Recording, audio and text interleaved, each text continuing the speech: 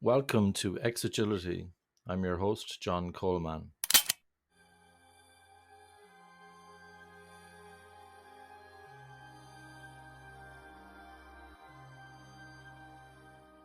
John Carter from TCGen.com. Welcome to the Xagility podcast. How are you doing today? Very good, John. Thank you.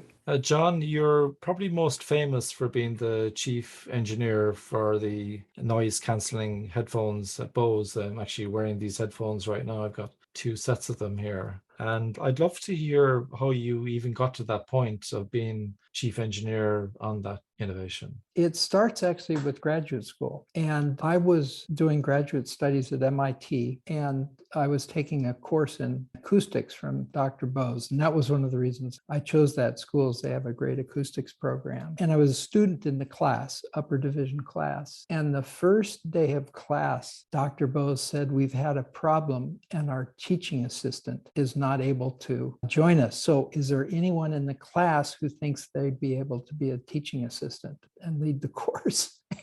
Wow. At least co-teach it with me. And I raised my hand, and I was definitely interested in talking to him. I'd never had the subject before. And he went back to his office. He interviewed me in 20 minutes. He decided to take me on. And what was really a part of innovation is being lucky. He grilled me on my specialty as an undergraduate. It had nothing to do with the acoustics. It had to do with something called linear systems, but basically building block of how things work. And it just so happened that I had studied that subject. And he said, "If you understand that, then you can teach acoustics or help me teach it." And I did that. And John, it was the biggest lesson in my life, because I learned humility, because there were some smart kids. I know this sounds outrageous. I got one homework paper turned into me. It took me 6 pages to solve the problem. A kid did it. He's a freshman. He did it in 1 page, and I couldn't understand it. So I took it to my roommate, who was a math major, and he said, "This is correct." So you learn to be humble in situations like that. But somehow I broke through it. And after I taught the course, I then did research at Bose, working on a magnetic simulation program, studied hard and really enjoyed the firm. Went back and finished up my grad studies, and then I was hired right on the spot to join him. And one of the things that Dr. Bose does that I think is unusual and shows how much he devotes to teaching in general, with the largest definition, is he takes on recent grad students as his research assistant. So even though he has a corporation with 1,000 people and they've got 100 in R&D or 200 in R&D, he sets aside time to work with 1 or 2 of his grad students to work on an innovation. And he carves out the time to do it. So I'm not meeting with my manager's manager. I'm just meeting directly with Dr. Bose. And we're working on a couple of difficult problems together that I started right after graduation. And he was amazing in that way. He really invested in people. Was he like a mentor, John, or a coach? Very much. Principled man, very quick study, very smart, and had very selective interests. He did not like operations. He did not like finance. He spent no time on that. The only 2 things he did was marketing and engineering. That was it. He was passionate, but he would invest so much time in me. I'd spend 4 or 5 hours in his office, and we'd be working on a giant blackboard in his office, scribbling equations and talking about things. And he was a terrific coach. Is there a lot of mathematics in sound then, John, and sound engineering? A lot. It's more, so even electrical engineering or circuits or mechanical engineering is complicated, but acoustics is what's called, it's in the wave domain. So it deals with space and time as opposed to just time. And so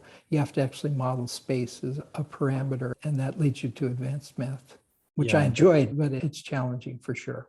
It kind of reminds me when I go to music concerts that you've got these sound engineers working in the middle of the park. There must be some delay, I'm guessing, in the sound going to the speakers and trying to avoid an echo through the stadium, things like that. Yeah, it's true. And John, one of my first projects, rather my master's thesis, was on how can you actually make a spatially continuous microphone. So let's say you had a violinist playing. How would you wrap a microphone, if you could do it like saran wrap, all the way around the musician and capture the sound from every angle? What would that sound like? And so that was one of my first challenges, and I basically proved it wouldn't sound good. Yeah. It took a year and a half. Interesting. I saw a guy at an airport the other day and he had a 360 camera and he was showing it to other people. I'm not sure was it a prototype because I couldn't find it on Google. And literally it could see the whole table. And one of the people at the table was saying, "Oh, this is amazing, this is amazing, this is amazing." But I kept thinking about it. I'm not sure about this. I'm not Right. sure how that would work. Yeah. Exactly. What was the culture like at Bose, John? So you mentioned you were with Dr. Bose and he was carving out time and you were at Blackboard and you're working things out. He was coaching you, mentoring, and there was a lot of learning there. But if he wasn't interested in the operations and the finance side and he was more interested in the marketing and the engineering side, how did the rest of Bose work then? Did he like appoint CEOs or how did that work in Bose? Oh, yes. He had essentially a president, and the Yeah. president focused on operations, manufacturing, finance, HR, the running of the company. Yeah. And typically, and this is fascinating, he had good success at picking out presidents, people who are operators and could work very well. And he also had good success in picking out engineers and engineering leaders and manufacturing and so forth. But what he could never find, we could never find, is someone good in marketing. Product management, when you try and bring new to the world products to the marketplace, is really hard. How do you convince people to spend a pretty penny on something that didn't exist before? Why do they need it? And how do you compare it? How do you rate it? How do you review it? How do you put it on a table compared to other things if there's nothing to compare to? So we had a real challenge with finding marketing people. But I must say the culture there was very egalitarian. It was merit-based. If you did a good job, you were rewarded and promoted and got to do the things that you wanted to do. And specifically on culture, Dr. Bose hated politics. And he defined it as anything not in the interest of the company. And boy, he was fierce about it. So one of the things that he did weed out and was marvelous for the culture is politics. And as I become an executive and leader in other organizations, it's much more common to find politics than the egalitarian, merit-based workplace. It was just an amazing part of the culture and a real tribute to the man who wouldn't stand for it. I'm trying to imagine while you were working on this initiative for basically inventing, I'm not sure if you even knew you were going to be inventing that already came up, how it happened. I'm curious to hear that story. I'm just trying to imagine what the scene would look like. Were there information radios on the wall? What was the buzz like? I'm guessing there was a room where you worked together. I don't know. Can you give us some kind of an audio picture, John? Because people will be listening to this as opposed to seeing us maybe on YouTube. But what would they have seen if they walked in and saw you and Dr. Bose and others in the lab working on this? What was it like? Yeah, so this is really interesting. In Dr. Bose's office, it was covered in glass. So it was a corner office and he had views of the Massachusetts countryside, beautiful views. It was on a hill. The rest of the room was covered with glass you could write on. So he probably had 40 feet of white space to write equations and brainstorm and collaborate. It was an amazing environment. And he used to take notes on copier paper. You just go through page after page. And so the brainstorming culture there was just fantastic. Everything was very much out in the open. At the same time, it was very secretive because we thought these ideas could be used by other, were valuable. And so we shared amongst each other in the corporation quite a bit, but really we're very tight-lipped outside the corporation. We worked in something called the turkey farm. There was a true turkey farm not far from our headquarters. And this is where all the new scraggly engineers worked. So I had a cubicle and I did most of my work in the lab. You need a room called an anechoic chamber, echo-free room. And that's where we did all of the testing. So most of the time I would be in that room or with test equipment just outside it. And then the remainder split between Dr. Bose's office and my office. So really just those three places. The team was very small. It was myself, a technician, and Dr. Bose. That was it. A very small, nimble team. And that was really important because we could move quickly, fail fast. How did you trip onto this? Was it like by accident? Was it by design? How would you describe it looking back now? John, it comes back to the story I told about this concept of linear systems. Dr. Bose is very much a thinker about systems in the most abstract ways. And this started out as a cocktail sketch, it really started out as an idea that he had hatched on a flight on a napkin, just a simple sketch of what would happen if you put a microphone right near the speaker and you could somehow manage the feedback so the feedback didn't take place. What could that do? And so what's really interesting is we started on the wrong path. So we wired the circuit up, and our goal was to improve the fidelity, make it sound better. But it turned out that as we tested it and exposed it to customers, they really felt that it was the noise canceling that was really the benefit. Of course, it had great sound, but what was truly remarkable was that it reduced outsized noise. And this was not a necessarily design goal. When Dr. Bose came up with the original sketch, it was more like a thought experiment. What if we did this? Then we could make better sounding speakers and headphones. And only after exposing it to true users and customers and trying it ourselves, we realized, boy, the biggest benefit's not there. It's in sound reduction. And of course, now that's what it's called, the noise canceling headphone. But we didn't start out to make a noise canceling headphone. That was not the goal. And often you can come across a wonderful product, but it can be like the world's biggest secret. So I like what you're saying there, that marketing was important. What would you say would be, like, from a marketing point of view, you're not sure how much you are into marketing, but looking back, what would you say would be, if someone's inventing a product and you really want it to go well, apart from having a brand, because Bose would already probably have had a brand at that point, what would be a key pattern for you to make sure the world knows that this invention actually exists? Yeah, so I do practice a lot in marketing and product management specifically. And a couple things that I think are secrets here, or at least best practices that I think other executives can leverage and use in their own product sphere, is that one of the key things that Bose did was we invested heavily in third-party credibility. So rather than doing advertising to toot our own horn, what we would do is we would develop long-term relationships with product reviewers in Japan, in the United States, and in Europe, and get them to review our products and give us feedback on the products and take their guidance and their input basically to address their needs. And boy, when you do that, they will talk about what you've done, and third-party credibility is absolutely key.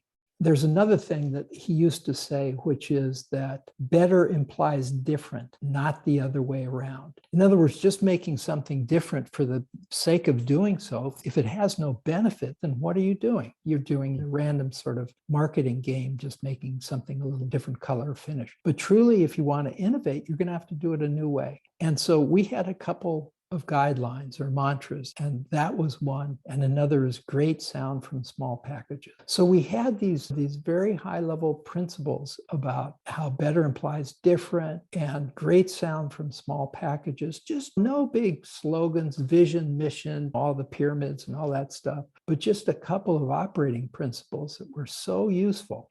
And then when we coupled that with third-party credibility, we really got great results by doing that. There's another story, though, and this is as profound, very different, and that is in the wave radio. That was another one of our innovations that we worked on when I was there. And we had no idea how to get that to market. So Dr. Bose actually bought and operated an audio store in Hawaii and used it as a retail laboratory to figure out how to sell things.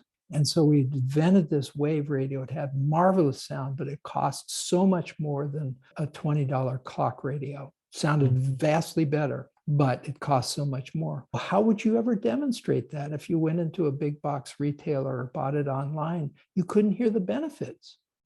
So that took Dr. Bose on an odyssey to actually invent distribution with the product. So we tried door-to-door sales. We tried lots of email marketing inserts in the Wall Street Journal. And then we stumbled on Paul Harvey, which was a very popular AM radio announcer in the United States, and used this third-party credibility. And the product just took off, word of mouth that way. And we realized we could never make it with just retail distribution because the product would never be demonstrated. It'd just be put on a shelf with a bunch of other clock radios. You had to actually experience it. But if you had someone who you trusted, said, this really sounds great, you should check it out, that made a world of difference. So this third-party credibility, along with really being inventive about distribution and not being fixed to your existing distribution, were a couple of real success stories that we used. That's a very strong signal for the culture as well, because it demonstrates talking to the customers,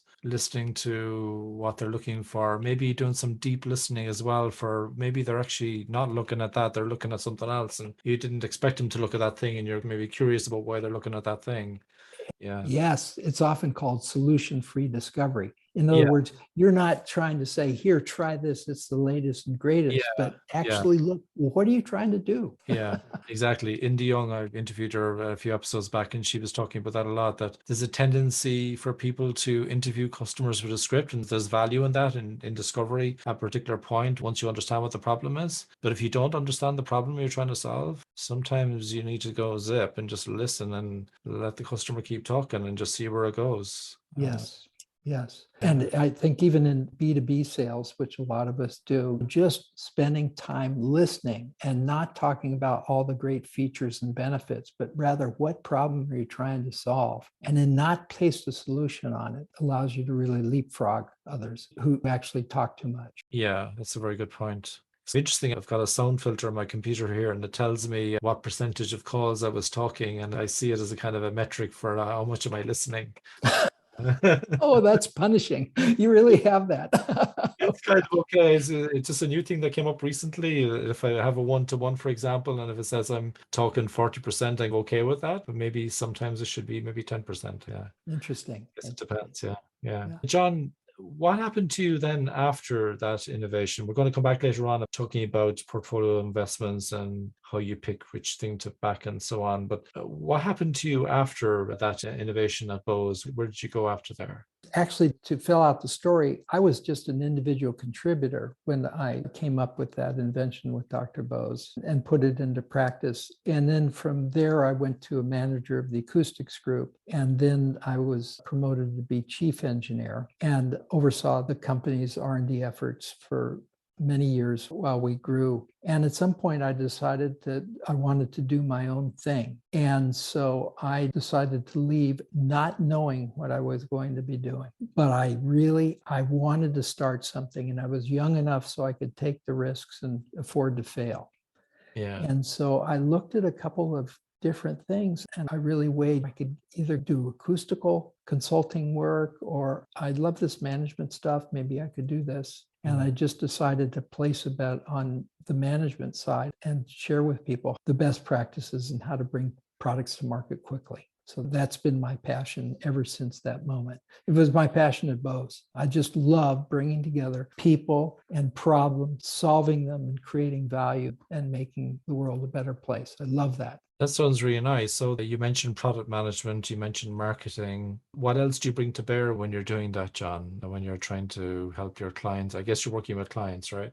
Yeah, half my career has been an executive, half of it has been working as an advisor. I'm not like a hammer that I think every problem is a nail. I think very much like your practice is you actually listen and find out what your clients need in terms of what are they trying to accomplish, what are they trying to do. And I tend to look at organizations and people and structures, probably the number one area. What I find so typically is overload. And this is where Agile, I think, comes in really handy, because good Agile systems really have teams that are focused. And what I find with a lot of companies are that they've become just tyrannized by thousands of little projects and are being cut by paper. And so really focus and accountability has been one thing that I've really found. It's painful because you have to determine what you don't do. But often having someone from the outside say, you've got to stop X, Y, and Z is authoritative and will help people get over the hump.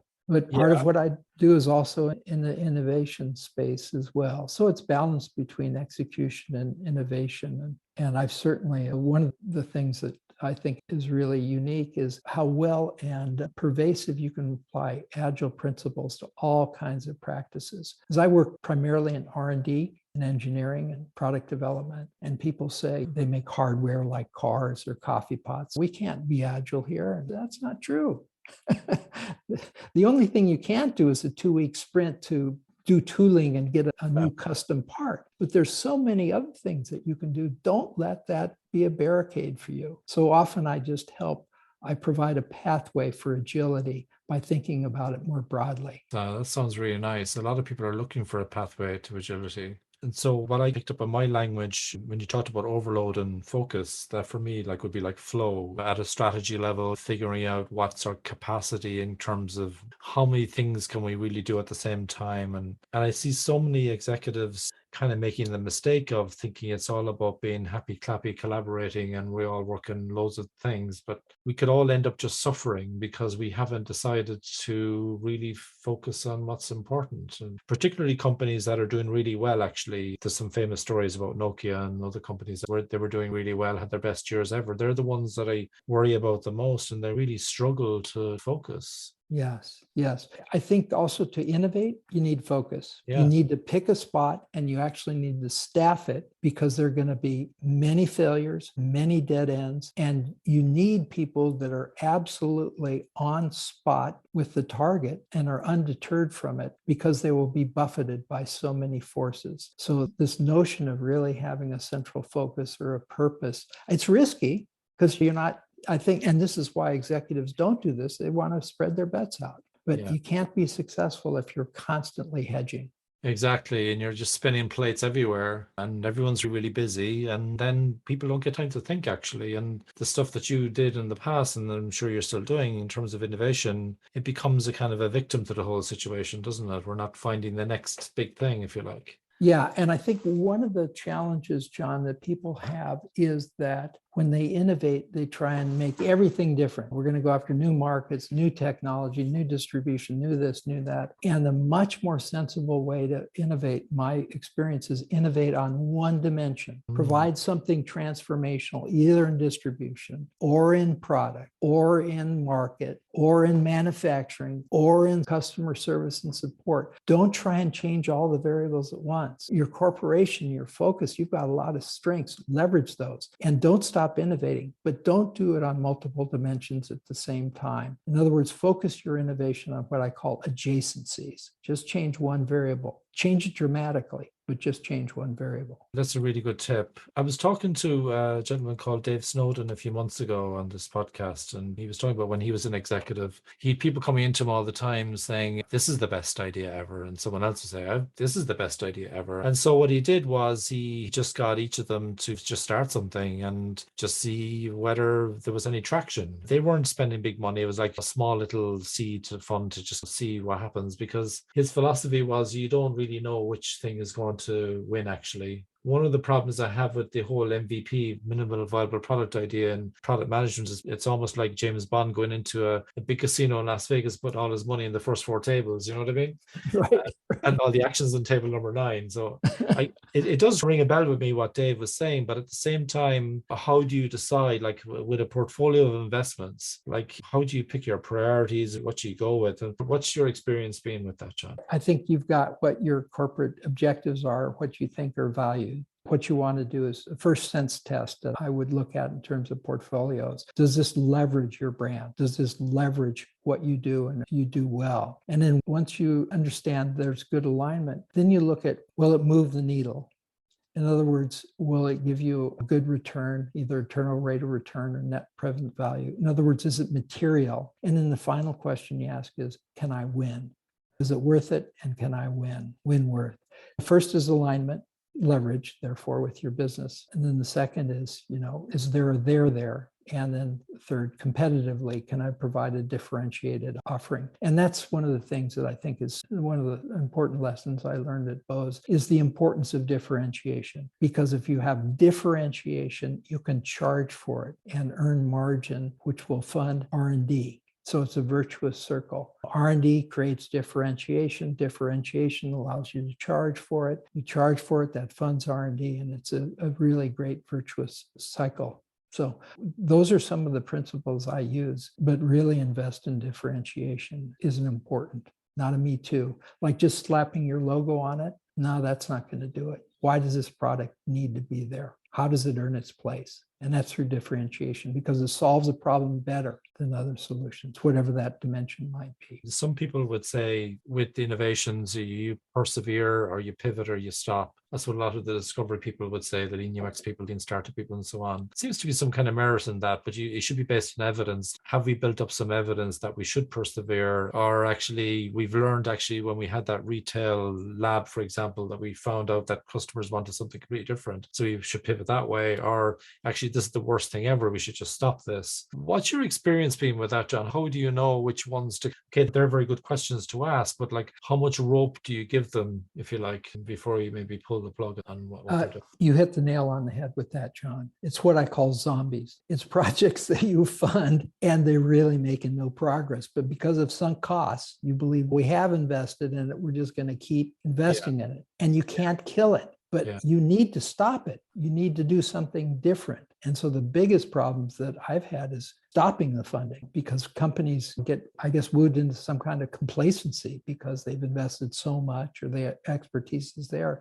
But if you can't provide, as you said, the evidence for progress, you should look at it critically and be willing to cut your losses and admit you were failed and move on. Yeah, that sounds like a really good tip. But there's a body of knowledge that I'm fond of that Clayton Christensen made famous. It was called Customer Jobs to be Done. And he gave examples in his books about Uber, for example, and Airbnb being examples of jobs that needed to be done that weren't really being served well by other companies before. But say, for example, I'm just making this up, but Halo, like a hail writing app in the UK, when someone came along to them and said, I've got an idea, I want every person in the country to be able to drive a taxi. They have to get a license, they have to go through some checks. And I want to be able to go to the airport within 3 minutes. I don't want to be worried that the taxi driver is going to turn up tomorrow morning at 5 a.m. and then have to ring for 40 minutes trying to find the next one. And so that was a job that needed to be done. But I'm just guessing that when someone went to the product department of that company, they said, no, that doesn't fit with our agenda. That's not what we do. We just serve black cab drivers in London, if that makes sense.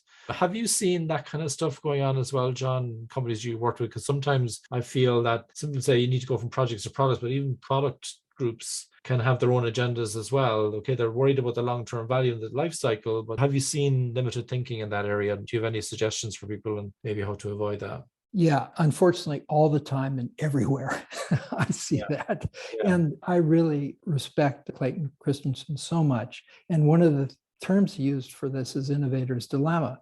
The fact that the black taxi cab companies drive black cabs and have drivers of a certain profile that have the knowledge or whatever it requires to have a cab in London, they're constrained by their business model and their mindset, and they can't change. So it really does take an outsider, even though the black cab company would have so many marketplaces advantages, they can't shed their past. And I've worked with medical device companies that have had this problem, consumer electronic companies, office business equipment companies. They just can't shed their past. And that's why I think that you actually do have this innovator's dilemma, and the great innovations come from outside the industry. And there, what I think you need to do, the best countermeasure is to have a very vigorous corporate development function that looks at acquisitions and has the ability to nurture standalone acquisitions and allow them to flourish, even though it may cannibalize your own business. You need to do it, because if you don't do it, others will. Yeah, I've seen that as a coping strategy by a lot of companies where they acquire companies that are innovating. And then what can happen is they can actually slow them down if you're not careful. So an idea that I've been playing around with is almost creating a new company. So I'm calling it like an island of agility, or maybe even an archipelago of agility, where you get people with the right frame of mind, if you like. You almost have a kind of a nightclub bouncer at the door saying, in terms of who's coming in kind of thing. People would be invited, so they wouldn't be voluntold to go in there. But essentially a place where they could have that lovely environment that you had when you were at Bose, and probably other companies as well, where you had the time to think, you could innovate. You still were measured on some things, but you were in a different culture. You were measured by different things. You didn't have maybe some of the behaviors in the mothership, so to speak, or the mainland, mixing my metaphors here, that might compromise that. And so this is an idea I'm exploring, but it's a really brave thing for a company to decide to do, that maybe they need to set up, almost like setting up a new company. Have you ever seen that happen? So frequently. And one of my favorite lines is, we're going to acquire this company, but don't break the toy. In other words, this company was so good for these following attributes. Don't go in and use our culture to fix them because they ain't broke. So Exactly. So don't keep them away, or have a bridge or something, or get some planes or something. don't break the toy. Yes. So, John, if you had any tips for people in the kind of work that you do, what would be the kind of key pieces of advice that you might offer people where they are trying to figure out what investments to take into their portfolio, or they're trying to figure out how to deal with the current innovations that are going through the pipeline that may be struggling? Have you any tips for people from your experience? I do. One is patient investing. It really requires investment to make innovation happen. And the second is the thing that we talked about, which is adjacency. So think about the big ideas, but think about them adjacent to what you do well. So you invest and you work on adjacent ideas. I think that's the best way to really deliver compounded growth, not incremental improvement, not free-form, whole-scale, clean sheet kind of innovation, but rather focused, deliberate innovation in one vector or one adjacent sector at a time. And I think if you invest maybe 20% of your total expenditures in that kind of portfolio bet, you'll be in the best position to win in the long term. One final question for you. Someone asked me a question the other day, like, let's say you did have this startup or this company you acquired, or you set up some island within your organization, you almost created a new organization. Does everybody in there need to be agile, in your opinion, John? What's your feeling about that? You mean everybody in the host company or the company you've acquired? The company we've acquired, or even the new company that maybe we might even be setting up. What's your view? Like, because I think you hinted at it earlier that you need people to run the place. You still need operations and finance and HR and all that kind of good stuff. And then you got the kind of the creative stuff that's going on. So it's almost like a mixture of energies really that are needed, even in a company that is, doing the next big thing. So what's your experience been in terms of what kind of agility you're looking for from the people that would be in that footprint? Yeah, I don't know that I would specify it. I would say you bought it for a reason. Yeah. Don't break the toy. So if the toy is incredibly agile, learn from it. Don't change it. If it's very waterfall or traditional, but it's working, don't change it. Understand it. So I think very pragmatic look at how they operate, and leaving them alone is the best thing to do rather than impose a style. John Carter, thank you very much for joining us on the Xagility podcast. It's been an absolute pleasure listening to you. And I had some light bulb moments myself, and I hope the listeners did as well. Thank you so much. Thank you. And I did too, John. Thank you.